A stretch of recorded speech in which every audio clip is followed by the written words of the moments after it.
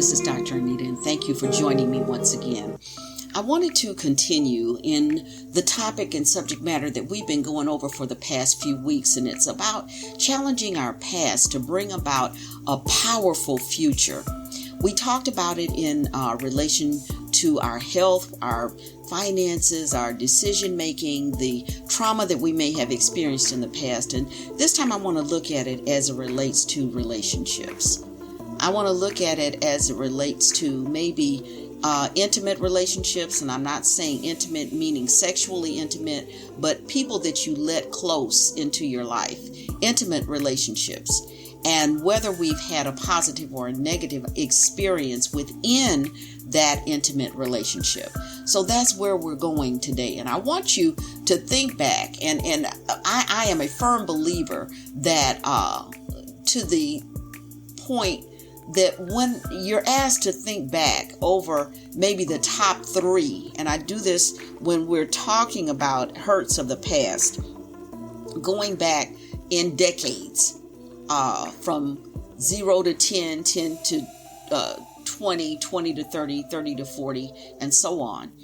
And thinking about those decades as it relates to experiences that we may have had, and looking at the top 3 positive experiences and the top 3 negative experiences. And the reason why I say to do that is because usually the issues that are yet to be healed will pop up in those top 3. They're pretty much like waiting, like floating at the top. And if you remove everything else out of the water, those things are there and they're waiting. So I'd like for you to do that as it relates to relationships that you've had in the past, intimate relationships, whether they be friends, whether they be boyfriend, girlfriend type of relationships, not just superficial, not superficial people that have come through your life and exited your life. I'm talking about people who may have or have left a tangible impact that would rise to the top when you look at the relationships, the intimate relationships of your life. And then I want you to evaluate of those 3 memories, what do they have in common other than you? What do they have in common? And then once you begin to see maybe a pattern there, maybe you chose these people because they were really fun people. Maybe you chose these people because they were adventurous people. Maybe you chose these people because you shared a particular interest or characteristic. And I'm saying this because we tend to make choices that are consistent with other choices until we challenge the behavior. So it may be that these people had particular things in common. Maybe they were just people who always agreed with what we had to say, those yes people. So you find yourself having a close relationship with 3 people whose main characteristics is that they agreed with everything that you said. Okay? Maybe it was they looked a certain way. Maybe they were, long hair, beautiful eyelashes, sexy looking person. Maybe they were, as the old idiom says, tall, dark, and handsome. Maybe they were really brilliant people, and you just enjoyed so much the intellectual interaction with them that they became people in your life that you had intimacy with. And again, I am not saying sexual intimacy. I'm saying that you opened yourself up to them in a way that you don't to other people, that they know things about you that other people did not know. So that's how we're defining intimate. And then I want you to evaluate where those people are in your life today. Do they still hold that level of intimacy? Are they still that same person? And the person that you're talking about actually could have been a love relationship. It could have been someone that you were in a very intimate sexual type relationship with. Are you still with that person today? Did you end up marrying them? Or are they one of the past, one of the exes? And if they are, let's look at that. Let's look at what made them a person who is no longer in your present, but someone who now is a part of your past.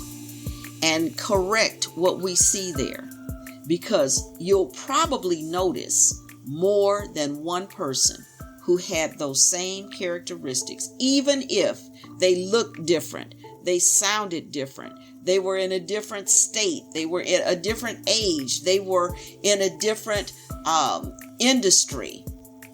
But all in all, it ended up the same, because once again, the person who chose to bring them into your life was you. And until you make a change, you cannot have a different outcome with the same behaviors that brought this into your life in the first place.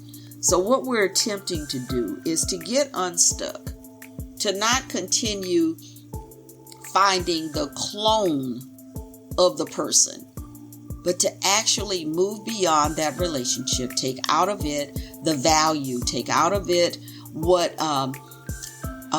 the positivities, but also learn from the negatives.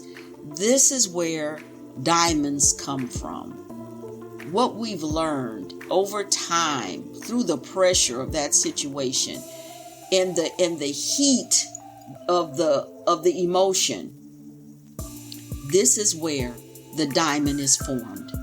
And we have to take the time in every relationship to look for that place of heat, to look for that place where the diamond is waiting to be processed, to look for those areas that are similar or that are identical, that put us in the absolute same shoes that we've been walking in. If you want a different future, you have to make different decisions. If you have a number of people that said, that was the one that got away. Why? Why is that the one that got away? Are you the person who believes in an absolute soulmate, that there is one person in life and it is only that person who would be able to fulfill you? Or are you the person who believes that everyone is a potential soulmate and that you have to make a decision as to where this road stops? I would say that there's truth to be had in both of those thought patterns, that there very well could be one ideal person for you. I also believe that we can make a decision that this is where I hang my hat, that this is home for me. And that can be in friendships. It can, again, be in other interpersonal relationships that we have, intimate relationships where that person knows about us what no one else does. And we can determine whether we stay here and we're friends for life, partners for life, or whether we determine that I've taken out of this relationship what I needed. I've grown to the point that I've outgrown the person, outgrown the relationship, outgrown this whole experience, and I'm ready to move forward to something else. But in that, I want us also to consider that sometimes we're the person who feels as though we've outgrown the relationship, and then at other times, it's the other person who feels that they have outgrown the relationship. The other person is ready to move on. You're not quite at that point yet. And so you end up in a situation where heartbreak can occur. you end up in a situation, even if this is a best friend scenario, where now you're not talking as frequently as you used to. Now you're not depending on each other as you used to. Maybe someone else entered their life and they don't have the amount of time that they could spend with you that they did before. Maybe they're at a different phase in life. Maybe they're growing in their career goals and they just don't have the free time available anymore. And somehow or another you drifted apart. You have to make a decision as to whether this is the way it will be or whether this is the way that it is for now. We have to make some decisions. When I said we can determine whether or not this is a stopping place for me, whether this relationship is so integral to who I am until I don't want to leave it behind. I don't want to stop. I want to continue. And so that requires growth. It requires an understanding of saying, my buddy, my pal, my intimate partner, my loved one doesn't have the time right now to be with me, but I'm not willing to throw this relationship away. I believe that it's worth saving and I'm going to continue on. And in those situations, we see people who've been friends for 20, 30, 40, 50, 60 years, and they're still going strong. Or we see people who have to sit back and say, wait a minute, what was that person's name? I don't even remember. I'm saying this to say, in those type of relationships, we do play a role. We determine whether or not we're going to hang our hat in this situation, whether we're going to continue moving down this path, whether we're going to allow ourselves to grow and the other person to grow, and in that allow the relationship to grow, or am I going to step away, say goodbye, never speak with them again, and get to the place where you don't even really remember their name. I want you to look back over the relationships of your life. I want you to evaluate those top 3 interpersonal relationships that were intimate, people who knew more about you than anyone else knew, and then see where they are today. I want you to look for the similarities in the type of people that you trust, whether they're outgoing, whether or not they're introverted. You have things in common. They like to read, you like to read, they like music, you like music, whatever that might be, or maybe it's the way that they look. And then I want you to evaluate, where has that left you today? Are you wanting a relationship, but because you've been injured or hurt when you didn't move forward or they moved forward? Are you hurt to the point that you're not able to enter into a relationship? Or are you so hypervigilant that this is never going to happen again until you're cutting off people who may very well be the person that you've been looking for? So look at these things. We're going to continue talking in this regard in the future, but this is something to look at, where challenging your past could lead and bring about a wonderful future in terms of interpersonal relationships, our friendships, those that we're intimate with, those that we're hoping to meet in the future, our potential spouse, our potential significant other. How have we utilized our past, and is our past hindering us or helping us to make better decisions?